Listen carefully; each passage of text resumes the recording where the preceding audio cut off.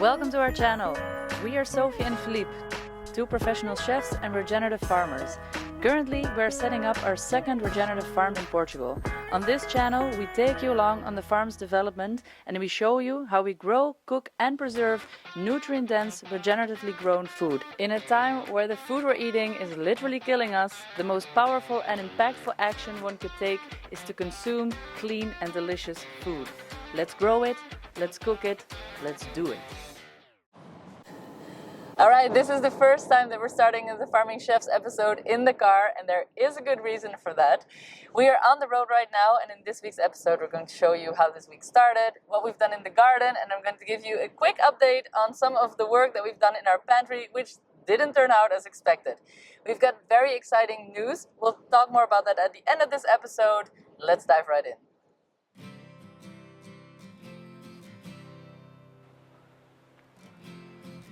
Last week we brought our girls to their grandparents in Italy, where they're now enjoying themselves and are engaging in all kinds of fun activities, one of which being pottery. While they are gone, there is plenty to do though. A big delivery which we had been waiting for arrived. This big mystery box here contained our new pantry shelving. Let the games begin. We're going to remodel the pantry today. I'm going to do it on a tight schedule because I'm also supposed to be baking a quick birthday cake and we're still invited to a party. So I'm going to try to fit this all into this very short morning, but I'm sure that we'll make it work. The good thing about this pantry remodel is that we're actually going to be using a style of shelving that isn't maybe the prettiest, but definitely the most functional. And I'm really convinced that this is the best of decisions because we looked into getting a wooden pantry shelving, which is like the ultimate dream, I suppose. Your bespoke wooden, shelved pantry, which years ago would have been feasible. But right now with the wood prices that are out there, it basically just doesn't justify the expense because we calculated it and that would be about 2,000 euros to remodel the entire pantry, which I thought was a little excessive, which let's be honest, it is. So I looked for other solutions out there and I found a company called Regenerative, which is really selling professional shelving. So this is the type of shelving that you'd find in stores and stuff. So it's very solid. It takes about 150 kilograms each shelf. I found one that goes almost all the way to the ceiling of our pantry, so to the size. And I think it's gonna look great. Let's start. I'm already too warm in the sweater. Sorry? I wasn't talking to you. All right, now we can begin. Meet our old pantry. It's about 2.5 by 2.5 meter large and a whopping 2.5 meters high. Besides being a pantry, it is also functioning as my office. In order to start the remodel, I went ahead and moved our dehydrator out of the room and then gave the right side of the room a quick clean. I vacuumed the floor and removed all of the office items I had in there. Then I took care of some spider webs and other little bits of dirt I discovered after moving the closet. This space is one of the coolest, darkest places in our farmhouse, so it's been serving as our pantry office for the past year. Unfortunately, we don't have a cave here as we are situated on top of a granite mountain, which makes it quite hard to dig. While I'm contemplating how to get that cool natural storage area set up in the future, we are now working on improving our current setup. I knew I wanted to change our pantry because I needed a lot more space to store our homegrown food, both current and future. We make loads of our own canned foods, fermented foods, dehydrated herbs and fruits as well. These weigh a ton, so the current shelving system was not sufficient, nor was it optimally using the space. Philippe mounted the shelves in no time.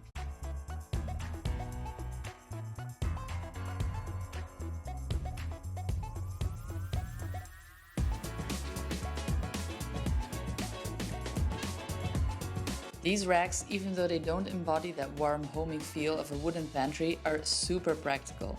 What I love about them most is that they can be assembled easily and that their height can be amended to your personal preferences. They're also super tall, which means that we can store up to 2.5 times the amount of jars now. But unfortunately, not all went as planned. Shall we tell them what went wrong? Shall we tell them what went wrong? Unfortunately, our little scaffolding project here did not end up working out the way we wanted it because apparently the measure of this closet is, they have a leeway of 1 centimeter or 2 because they don't count the outside of the scaffolding. So I had ordered everything for it to be flush and like perfectly fitting this wall and this room, and it didn't. It's missing 2 centimeters only, but honestly, it's okay. it's very depressing. Okay. Okay, we'll fix it. We'll find a way to fix this. In the meantime, I'm gonna make it work with what we have. So I'm just gonna put all the food into the scaffolding that we have now, and then we're gonna move some stuff around and see if we can make another kind of layout that is also to our satisfaction for now. So that's what we'll do. Let's finish it. Good luck. Okay, let's go. I decided to get over this hiccup mentally and just to start filling the racks back up with the goods that I had temporarily moved across the room in one of the old shelves. I love rearranging things and making them look tidy. When I was little, I sometimes even randomly rearranged all the furniture in my room and tidied up my clothing closet just to get that satisfactory kick of looking at it. I could really enjoy the final result. This rearranging of the closet reminded me of those days.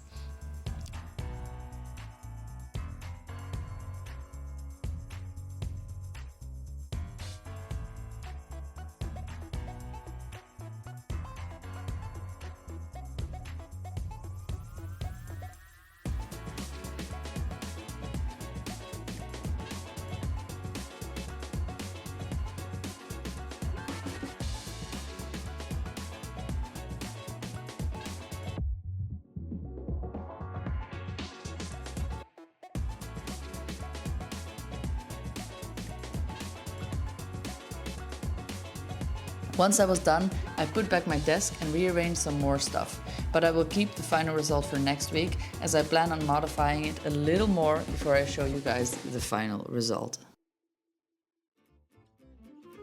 Just before we started the remodel, Philippe had put a lamb stew on the fire, which he had marinated the night before. In the marinade, he added lots of garlic, rosemary, lemons and paprika powder. After sauteing it with some onions and then pouring over some water, he let it stew for about 3.5 hours and it was absolutely delicious. Served with a salad and a bit of bread.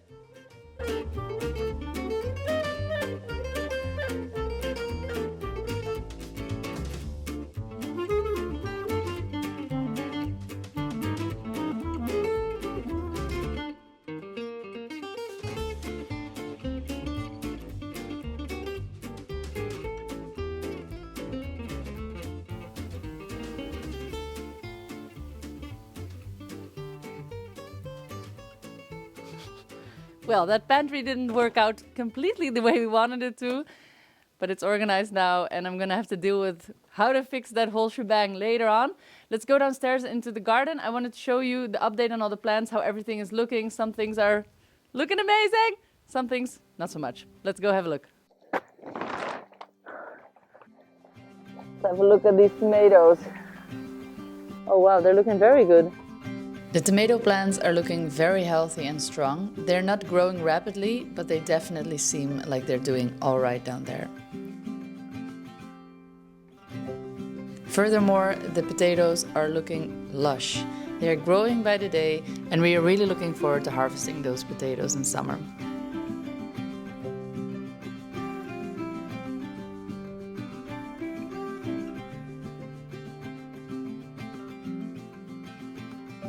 Philippe went and pushed some of our peas back onto the net to make sure that they would crawl up nicely. Next time we'll definitely plant them on the other side of the net.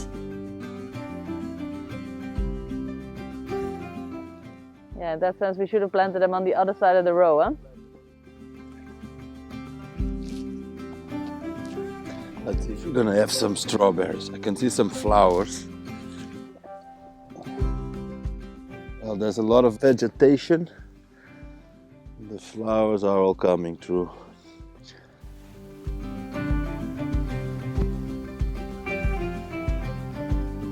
Then I went to check on our little tadpoles and I found the very first tadpole with legs. This means that a lot of new toads are going to be thriving this year. Close this up so that the dogs don't get in, which dogs are not so problematic, except for the barking, as you can hear. But we're having a real problem with cats, which I'm sure we'll get into in the following episode, how we're going to deal with these cats. But now we are here and everything is looking great. And let me show you what has grown really intensely well and what has been struggling. So let's do some close-ups.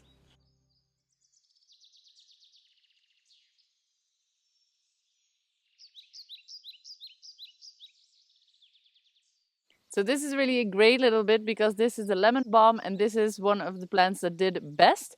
I'm about to harvest a lot of it. We're gonna dehydrate some of it so we have it for tea. So I find the place where two new little arms are appearing and then above those I tuck. This is the part I'm gonna use for tea. This will remain on the plant, creating two new branches. This is the only thing I'm very sad about because this is the lemongrass. It should be looking fresh and green and really starting to pop now. Unfortunately, they seem to be suffering also from either from rust or also an excess of nitrogen, maybe both. And I also think that this location that I chose here, I did not calculate into the equation properly the shadow casting that is coming from the terrace roof here. All right, wonderful. So the lemon verbena and the lemon balm did amazingly. I'm gonna dry this together with the lemon balm.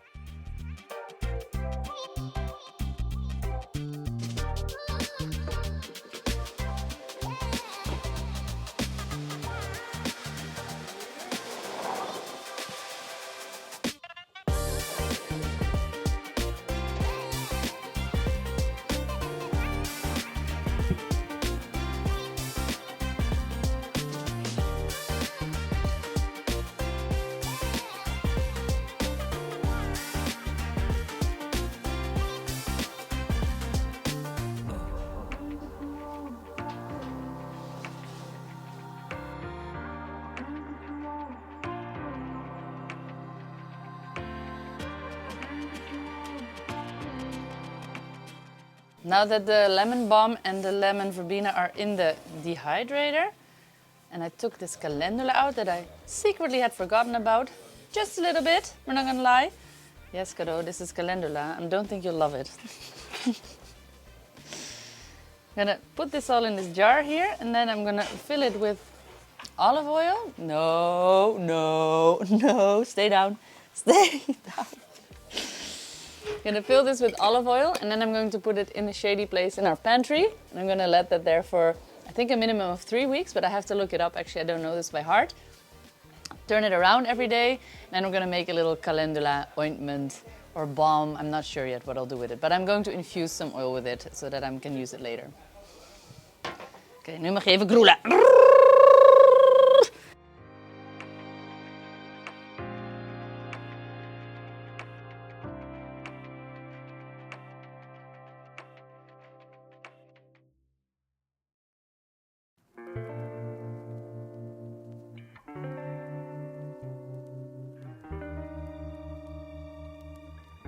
It's early, I've washed my hair, we're ready to go and pack up the car now.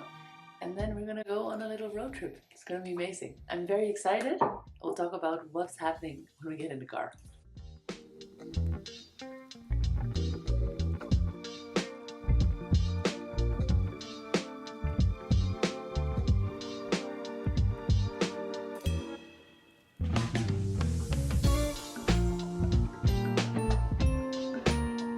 Let's talk about why we're in this car and about this exciting news that we mentioned in the beginning of this episode.